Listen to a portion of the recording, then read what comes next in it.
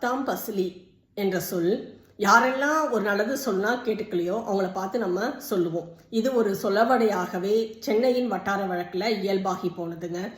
இந்த சொல் பார்த்தீங்கன்னா நவாப்புகளில் எங்கெங்கெல்லாம் நவாப்பு ஆட்சி செஞ்சாங்களோ அங்கெல்லாம் இது புழக்கத்தில் இருந்த ஒரு சொல்லாக இருந்தது. இந்த பத்தாம் பசிலி என்பதற்கு 10 ஆண்டுக்கான நிலவரி அறுவடை கால கணக்கு என்பதுதான் இதுக்கு பொருள். இந்த கணக்கு கொண்டு வரும்பொழுது இந்த 10 ஆண்டு கால அறுவடை கணக்கை வசூல் செய்வோம் அப்படின்னு சொல்லி நவாப்புகள் அறிவித்த பொழுது யாரெல்லாம் இதை ஏற்றுக்கலையோ, இந்த கணக்கை யாரெல்லாம் ஏற்றுக்க மாட்டேன்னு சொன்னாங்களோ அந்த நபர்களை குறித்த ஒரு சொல்லாகத்தான் இது 10ஆம் பசிலி என்ற சொல் பயன்பாட்டில் இருந்தது.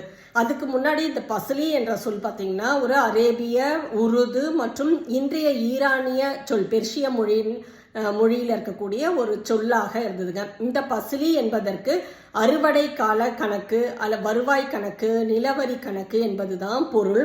எங்கெல்லாம் நவாப்புகள் தமிழகத்திலேயோ இல்லை இந்தியாவிலேயோ ஆட்சி செஞ்சாங்களோ அங்கெல்லாம் அவங்க அந்த கணக்கை வசூல் செய்தாங்க. அதை குறிக்கத்தான் அவங்க பசிலி என்ற சொல்ல பயன்பாட்டில் வச்சிருந்தாங்க.